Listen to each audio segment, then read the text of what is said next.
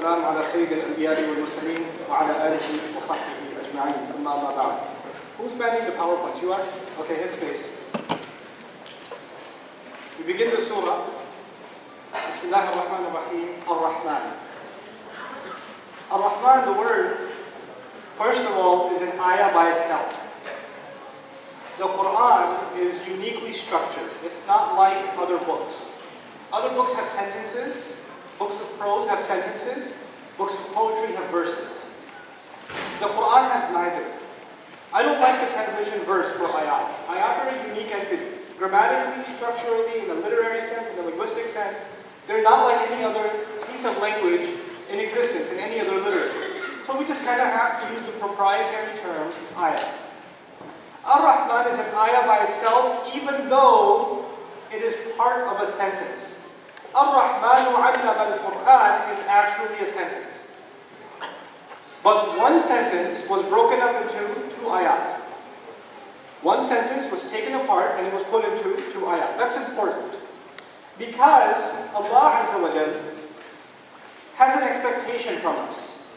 He's told us that He expects us to reflect, to think deeply about His ayat. لِيَدَّبَّرُوا آيَاتِهِ. So they think deeply about His miraculous signs, His ayat. What that tells us is, every ayah deserves reflection by itself. You're supposed to stop at every ayah and reflect, think, deeply ponder at every single ayah. So if Allah took one sentence, Ar-Rahmanu 'allama al-Quran, and broke it into two ayat, that means we have to first, before we even go to 'allama al-Quran, we have to do a little bit of reflecting on just Ar-Rahman by itself. For just by itself as an entity, as an ayah by itself. It's almost as though He made it a lesson in and of itself, a one-word lesson. A one-word lesson. So let's talk a little bit about this word Ar-Rahman. Ar-Rahman comes from the Arabic word Rahim. Rahim is the womb of the mother. The womb of the mother. The belly of the mom when she's expecting a baby. So imagine this mom who's pregnant. She's got a baby inside of her. What is that baby? What are the needs of that baby that the baby has not been provided for? Is there anything the baby's not being provided? Are there any concerns, problems, grief for that baby? All of its needs are completely taken care of from every angle. By who? By the mother. From the word Rahim, we get the word Rahmah, which means mercy. The Arabs, when they imagined what mercy would look like, they imagined the baby inside his mother. Everything's taken care of. Now that's mercy.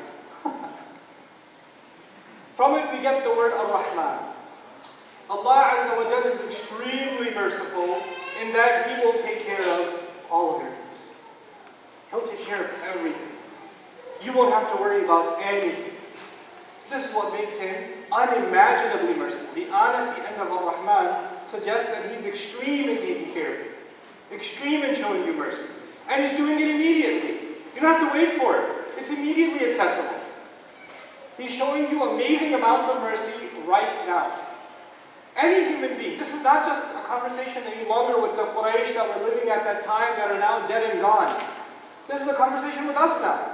We should understand the original context, but not forget that the conversation is with us today. It's living text. So when you and I recite Ar-Rahman, we're supposed to just stop for a minute and think, how exactly can I make a list of a few things by way of which Allah is taking care of me? Allah is showing me mercy. Is He taking care of me? My health, my career, my family, my husband, my wife, my children, my car, my taxes, my clothes, my groceries. My goodness. How many things can go wrong in the human body? SubhanAllah. Just a list of things that can go wrong. How many things that can go wrong at the time of the birth of a child? At the time of delivery? Oh my goodness. I've been in the delivery room 6 times now, alhamdulillah. And when the baby comes out and they put him in that special lab, that radioactive lab, when they put the babies in the thing and you can look at them and be like, that's mine. No, that's not mine, no. That one. And next to it is the ICU, and there's some babies in the ICU who've got tubes connected to them. You can't even look at that. As a parent, you can't even look at that. I can't even make eye contact with those parents that are standing out there. How many things can go wrong? And when Allah blesses us with a healthy child, how grateful we're supposed to be. How grateful we're supposed to be overwhelmed with how much mercy Allah Azza wa Jalla is showing us. The point of mentioning Ar-Rahman first is for you and me to just in our heads make a list of things. How is Allah showing me mercy? And what have I done to earn it? What has a baby done to earn the mercy that the mother is showing it inside its belly? Has it done anything? It's all free. The rent is paid, the groceries are paid for, the cleanup service is included, everything's taken care of inside, and you didn't pay anything for it. What have we paid Allah? For Him to show us what He's shown us. Well, for Him to give us what He's given us. And I particularly ask that question to myself and to the Muslims that are living in the United States. We're some of the most privileged Muslims in the world. We live some of the most luxurious lives on the planet. We do. We have access to consumer products and luxuries. Our children have access to educational and career opportunities that aren't available anywhere else. There are people that are much smarter than we are, much more hardworking than we are, much more qualified than we are, that are selling bananas at a street corner. And they can't get by. They can't even have a roof on top of their heads. Is Allah not showing us an amazing amount of mercy? Just a recognition of that is required when somebody just recites Ar-Rahman. How is Allah showing me mercy? Once you get, and by the way, this idea of Allah Azza wa Jalla showing us mercy is not just over the things Allah has given us. It's also the things Allah hasn't done to us. Do we deserve any kind of retribution? Have we done wrong things that are punishable by law? Not just by American law, constitutional law, by God's law. Have we violated God's law in any aspect of our lives? Does that mean that we become worthy of punishment? And even if we have, has Allah not let us go? And go ahead, I'll give you another shot. I'll let you live another day. Take another breath. Have another opportunity. Here's another Ramadan for you. Maybe you'll straighten out. Here's another day to live. Here's another year without sickness. He'll keep giving and giving and giving. So it's not just over the things He's given us that He's extremely merciful. He's also merciful in that He hasn't taken away from us. He hasn't punished us for our shortcomings. He keeps giving us another chance. Now, you know what happens, this is a separate conversation, but on the side, you know what happens when somebody keeps giving you a chance? You know what happens, right? When a teacher keeps giving a student another chance? Don't talk. If you talk, you're going to get in trouble. He talks. Okay, next time you'll get in trouble. Talks again. You know what? Next time, you're really in trouble. You say next time 4 times. What goes in the mind of the child? There is no next time. There is no next time. Allah keeps showing mercy and keeps showing mercy and keeps showing mercy and keeps showing mercy. What goes in the mind of the person? There's nothing but mercy. Allah won't come after. He's taking care of you so much now. Why would He? He's got a pretty good track record. I've messed up before, and Allah got me a promotion. So I don't really need to change my behavior. We start thinking along these lines. Regardless, 2 things: the gifts of Allah and the lack of punishment that has come our way. 2 things that we should appreciate, and this list of stuff in our heads should get longer and longer and longer. And Allah Himself says now, the top item on this list should be that I taught the Quran. Allama al-Quran. Allah Himself put the number 1 item on this list.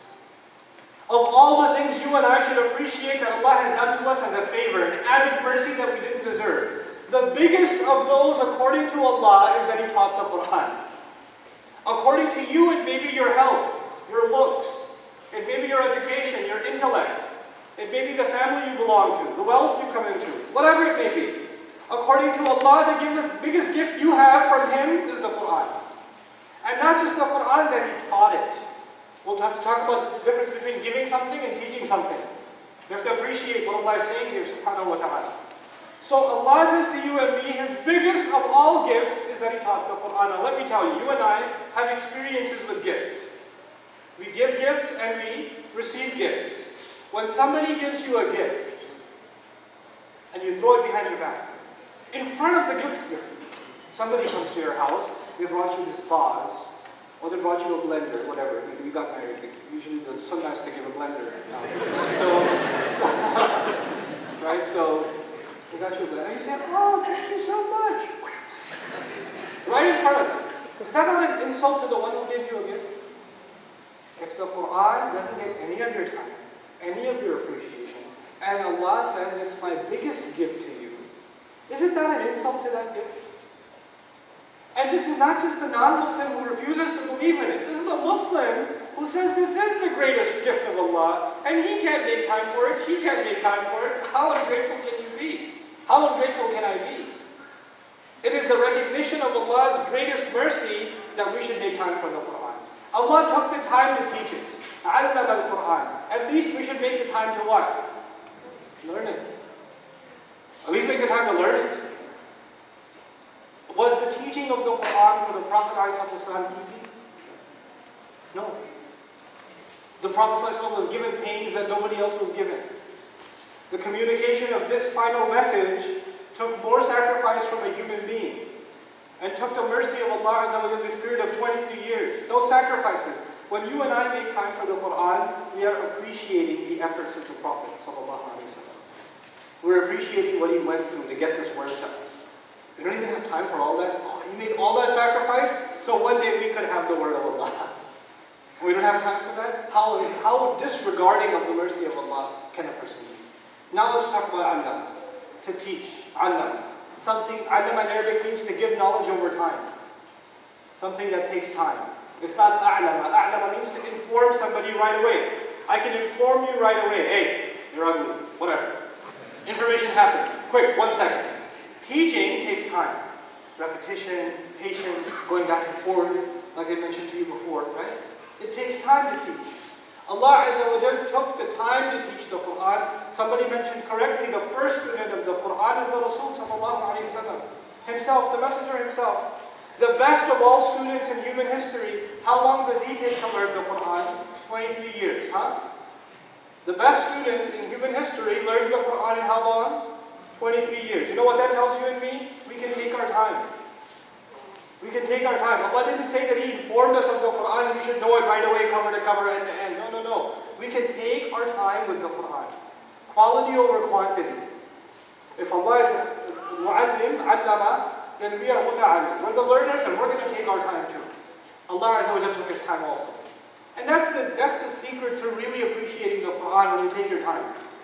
There's a hikmah, there's a wisdom in the Arabic language. They say, "Man ta'anna nala ma tamanna." Whoever takes his time gets to where they want to get to. Whoever just goes slow and steady, a little at a time, a little at a time. A lot of you younger guys are like, "No, I'm not studying right now because I'm going to go overseas and study."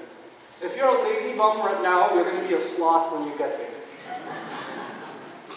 If you're useless here, you're way more useless over there. Okay? You have to, every Muslim should have a part of their life dedicated to a little bit of Quran every day. And it's, they say, the first part of the heavy rain is just a drop, and then it pours and it floods. You won't even know how fast it builds up. It was just 10, 15, 20 minutes a day, and over time it just builds up. It builds up a lot. So don't underestimate that, Anyhow, this is Allama. He taught. Another really important distinction here. When you say in this order, instead of saying Allama ar-Rahman al-Quran, that's also a structure in Arabic, you can say it that way. Or you can say ar-Rahman Allama al-Quran, the way Allah chose to say it. There's a difference in meaning a little bit. What it comes out in meaning to be is, as though Allah is saying, it is in fact ar-Rahman. He's the one who taught the Quran. And in parentheses, it's as though He's saying, nobody else. Don't give credit to anybody else. You know what that means for you and me? You and I are studying Quran. Some child is studying Quran in the masjid and memorizing Quran with a teacher. Some kid is learning the alphabet and starting to recite the Fatiha. Somebody sitting in a halaqah of tafsir, a circle where they're learning the explanation of the Quran. Somebody sitting in an Arabic class trying to learn the language of the Quran. All these different people are learning the Quran from their teacher. But Allah is saying, actually, you have a teacher, but that teacher has a teacher, and that teacher has a teacher, and that teacher has a teacher, and at the end of the day, I'm the actual teacher. I'm the one that's actually teaching the Quran. Every time the education of the Quran is taking place, Allah Azza wa Jalla Himself is getting the credit. And that's really important to observe, because that's a matter of prestige. How many college students here? You know, there are two main ingredients that go into you thinking about what college you're going to go to. Number one, probably nowadays, given the economy's finances, can you afford that school? And number two, sometimes even more important than number one, the prestige of that school, the reputation of that school, especially in higher studies. You like to say, I got my PhD under the advisement of that professor, that leading researcher, that Nobel Prize winner, etc., etc. Even in Islamic studies, you say things like, I got my ijaza in tajweed from that sheikh, awesome superness. And you make sure you mention his name, like that's the one I got ijaza from. That's really funny when you say I got my ijaza from tajweed from that. It's pretty funny. But anyhow, we like to take pride in the institutions we graduate from. Somebody likes to tell me, and they take pride in that. Alhamdulillah, I have the honor of graduating from Azhar, from Qura, from Jami'at Medina, from Darul Uloom Deoband, from Nadwatul Ulama. I graduated from this institution of higher learning, of Islamic learning. They take pride in that. Well, if we take pride in these institutions, Islamic or otherwise, whether you went to Columbia University, you went to the University of Maryland, Johns Hopkins, whatever it may be, here Allah Himself is the institution. I'm studying Quran. I can't get more honored than that because I have accepted who as my teacher? Allah Himself. Oh. What more honor are you going to have? It's directly the studentship of the Quran, the study of the Quran is the greatest honor. I'm getting to study the word of Allah. I've accepted Him as a teacher. He declared Himself teacher and I've declared myself student. Allama al-Quran. This is a very powerful appreciation. Then the final comment about Allama al-Quran and we'll move on. And that is that Allah Azza wa Jalla didn't just say, Allah Allama al-Quran, He said Ar-Rahman. In other words, He tied His incredible mercy with the teaching of the Quran. If you want to see Allah's special mercy on you, you want to see Allah being Ar-Rahman to you like nobody else, then take up the learning of the Quran. Because Allah mentioned this name with this act. So when you tie yourself to this act, you qualify for that name more. You qualify for Allah's special mercy more. The people who study the Quran, the people who learn the Quran and then teach the Quran and review the Quran. By the way, to me, I've come to discover teaching is the best way of learning. See, teaching is just an extension of learning for human beings. You really want to remember what you learn and get a deep understanding of it? Teach it. That's what it is. So people who do that, they are now in a position to get this special mercy from Allah Azza wa Jal. And this is, helps us appreciate the ahadith, the famous ahadith like خَيْرُكُمْ مَنْ تَعَلَّمَ الْقُرْآنَ وَعَلَّمَهُ. Right? The best of you are the ones who learn and teach the Quran. It's interesting, the learning came first and teaching second, right? Because you can't teach until you what? Until you learn. So you and I have to just buckle down and learn. Learn. And make it a regular part of our lives. Then, beautiful ayah, He says, خَلَقَ الْإِنسَانِ. Hit the slide, please. خَلَقَ الْإِنسَانِ. عَلَّمَ الْقُرْآنِ, and then after this one, the next slide. خَلَقَ الْإِنسَانِ. He created the human being. The word insan is really interesting. Insan comes from, Ibn Faris argues it comes from nasiya, to forget. That's one argument about the origin of the word insan, which is translated human being. In other words, in the Arabic language, the human being has something to do with being forgetful. We're an extremely forgetful creature. So, Allah said two things now. He talked about the teacher teaching this book, the Quran. And then He says the student is extremely forgetful. Because the next ayah is the student, the human being. He created this really forgetful human being. This creature that has a tendency to forget a lot. Well, when someone forgets a lot, what do you need to do? You need to install an app that reminds you. Right? Salat time. Just comes up. You guys need a calendar. You guys need reminders. Don't you have those things?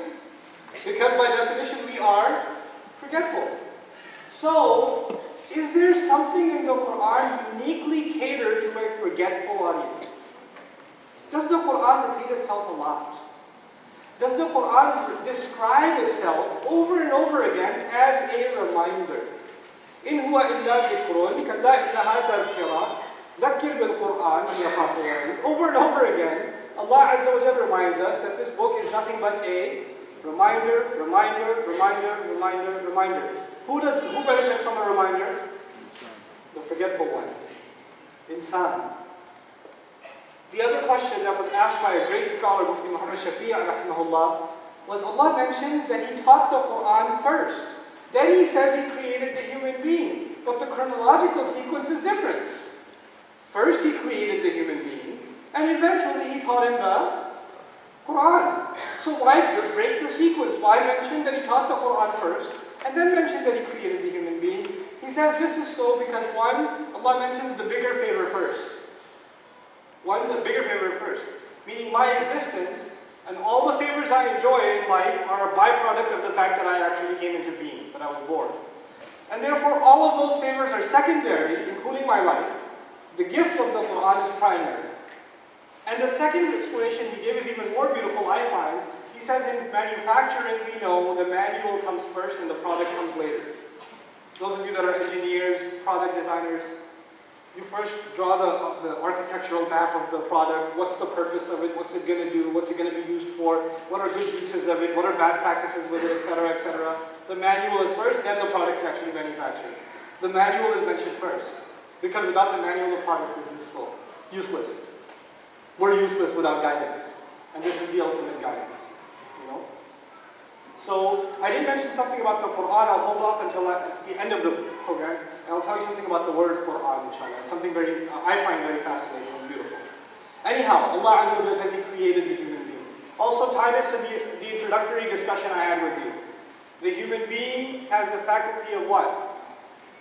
Speech. Can you hit the space bar, please? عَلَّمَهُ الْبَيَانِ. He taught him speech. He taught the human being, He taught him speech. Let's appreciate this amazing ayah. It's probably one of my favorite ayat in this surah. This surah will deal with a lot of really interesting things that you've had questions about, like virgins in paradise. We'll deal with that too when we get there, inshallah. But for now, let's deal with this. He taught the human being bayan. Now, the Arabic word bayan means clear, articulate speech. Clear, articulate speech. Bayan also means clear communication. Generally, bayan also means clear communication. Allah says He taught the human being clear, articulate communication. All creatures in the world can communicate. We even learn in the Quran, ants communicate. They speak. Sulaiman alayhi salam was given the ability to communicate with animals, with creatures. Jinn communicate. Do the jinn speak in the Quran? Have they been quoted in the Quran? Sure. Do angels speak? Sure. So we're not the only ones that have the gift of language, but by attributing the pronoun to us, عَلَّمَهُ and bayan, what that means is we have been given an advantage in language that nobody else has been given. We have been given a higher ability to produce language, to learn language, to write literature in language.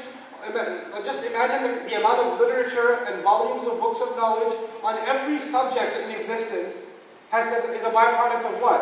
Human language. A byproduct of language. Whether you're in the field of science or medicine or history or religion or whatever you're studying, at the end of the day you are students of language. You're studying the language of medicine, the language of science, the language of history, the language of geology. And all of those, the human being has been given an ability like nobody else. We've been given a special ability to produce this language. Now, a couple of important things. Allah says, what did He do with the Quran here? Did He say He sent the Quran down or He taught it? Which did He use? He taught it. In this surah, He says He taught it. Then what else did He teach in this surah? عَلَّمَهُ al-bayan. So He mentions that He taught twice. First He mentions He taught Quran, then He mentions He taught language. He taught language. Appreciate something. We honor the Quran because Allah taught it. We also must honor what? Because Allah taught it. Language. We must also have respect for language because Allah taught it. Just like that, we have honor for the Quran because Allah taught it. Same rationale.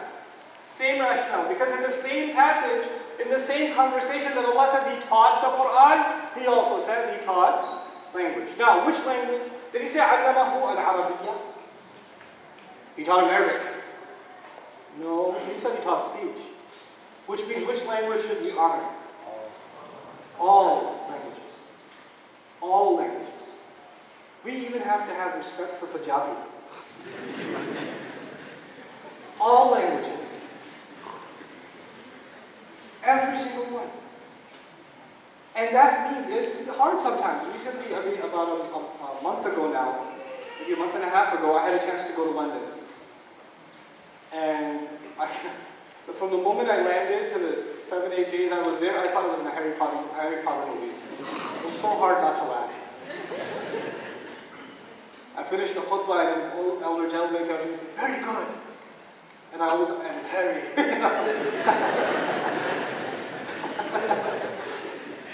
But anyhow, we have to have respect for all dialects, all languages. We can't make fun of people's accents, even though it's tempting sometimes. You know, I'm not going to Scotland. I'm definitely not going to Scotland. I will not last. It's too easy. But what that means is we don't belittle other languages. I was listening to a lecture. I'm an Arabic studies kind of geek, so I try to find lectures about the importance of Arabic studies and just Arabic-related lectures on YouTube and stuff like that. So I found this lecture that said, أهمية تعلم اللغة العربية is an Arabic lecture of the importance of learning the Arabic language. And the sheikh in Egypt was giving a lecture about the importance of learning Arabic. I was like, okay, this is going to be cool. So I played. يا أيها المسلمون انتبهوا لا تتعلموا لغة الكفار فلا تتعلموا شيئا من لغة جورج بوش. Whoa, dude! Muslims, pay attention. Don't learn the language of the disbelievers. Don't learn a word of the language of George Bush. Whoa, dude. It's not George Bush's. Allah taught language. علم آدم الأسماء. Adam alayhi salam was taught the words, taught nouns. And when he learned them, he taught his children, and his children taught his children, and his children taught his children. In other words, all languages we have are a byproduct of the language originally taught to Adam alayhi salam. And Adam didn't learn it on his own. Allah said he taught it to Adam. Which means all languages are a byproduct of what Allah himself taught. Talking about the greatness of Arabic does not justify insulting other languages. You know, a lot of times our khatibs do that, right? The Arabic language is so great. English, like, no, dude. This is also a good language. This is also a language that should be respected. Especially if we're going to communicate a message in this language, we have to have respect for this language. Yes, Allah honored Arabic. He did, like no other. He honored it with his final messenger. He honored it with his final book.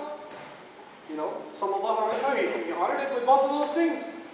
But that doesn't give us the license to insult other people's languages and other cultures. Here's another very important implication of Allah teaching the Quran. When you respect something, you don't misuse it.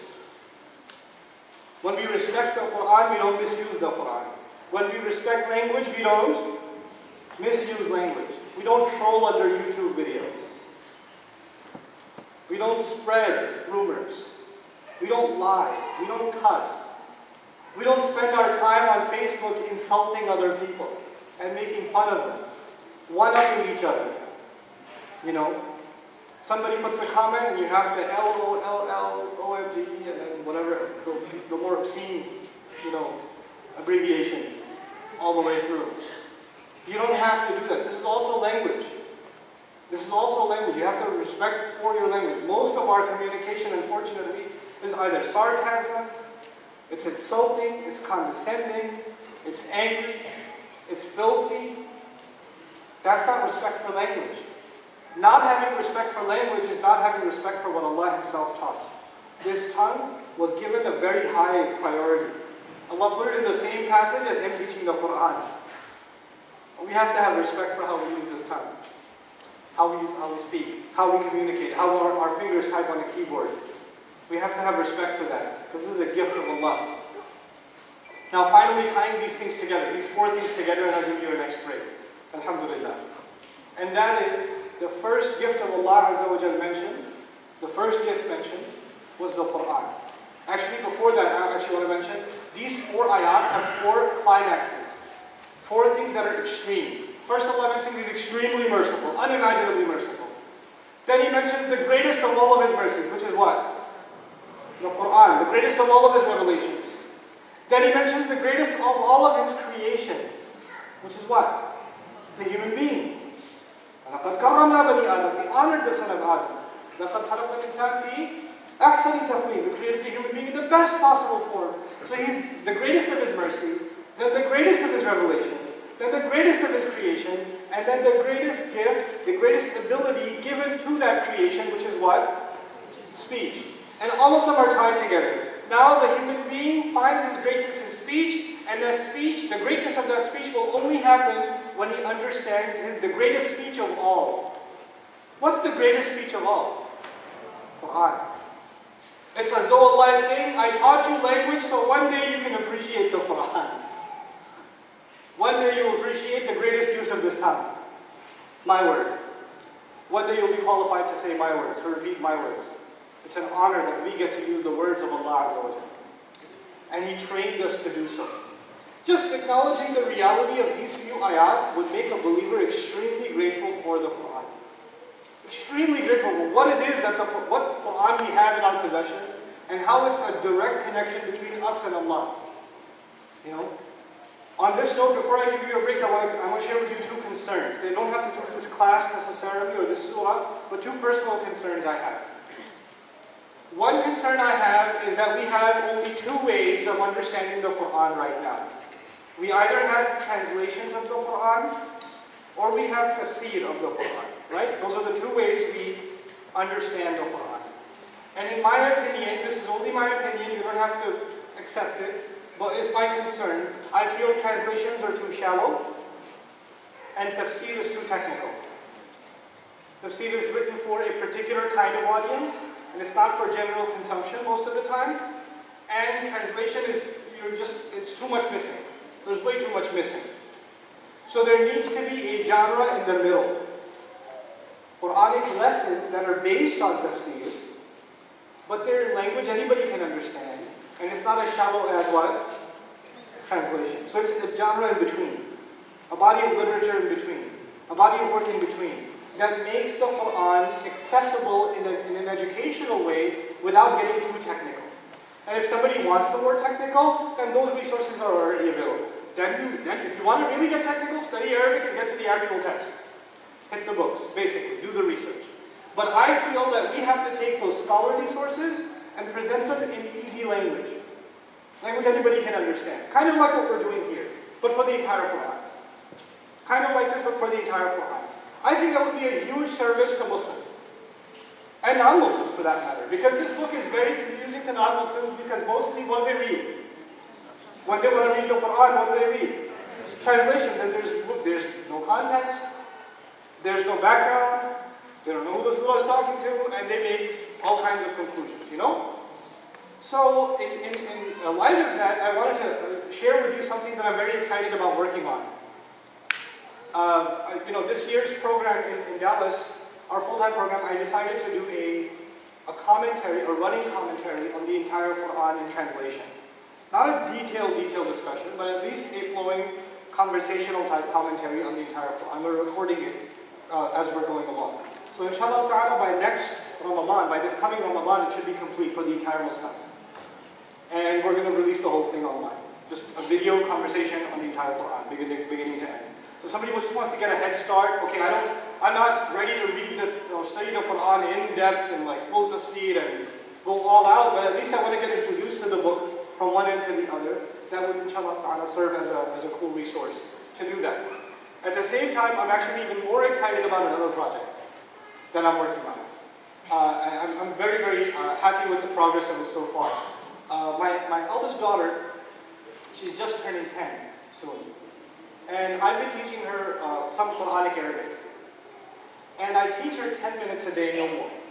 I teach her exactly 10 minutes a day. I have a curriculum laid out that I want to teach her. And I teach her 10 minutes a day of Quranic Arabic. And I'll continue to teach her probably through Ramadan this year, just every day. And we set up a studio in our house and I'm recording the classes that I teach her. This is me teaching my daughter Quranic Arabic. So the idea behind it, she's not a super genius, let me tell you. So if she can learn it, anybody can learn it. And if I don't think any of us don't have 10 minutes. 10 minutes is not a lot to ask. And 10 minutes is also really good for attention span. Because once the video hits 20 minutes, 30 minutes, your attention is gone. It's hard enough to sit through a 25-minute khutbah, much less a 30-minute video with all the distractions we have, right? So the idea is just give 10 minutes a day, little by little by little, and eventually you get to some really advanced Arabic, inshallah ta'ala, on your own time. And hopefully it'll serve as a curriculum for schools and homeschoolers and people that want to just study Arabic on their own. Because I do expect to take her pretty far. What I wanted to get to eventually is to do a grammatical analysis of the Quran in Arabic first, to break it apart and use the proper terminology in Arabic, then translate it into English, and then I'll change a word or two with the ayah and say, how would it translate then? And then she'd be able to tell me, well, if you change this, then we would have to translate it this way or that way or the other way. So to kind of build a sensitivity in Quranic language for students. I think it's possible. Actually, I know it's possible. I know it can be done. It's just that these areas of knowledge, for a long time, we've just made it a part of our thinking that the only way to gain this kind of knowledge is you drop everything and you go to some desert and sit under a tree. And that's how you'll get this kind of knowledge. And I don't think that's a fair idea for the masses of Muslims that can't do that.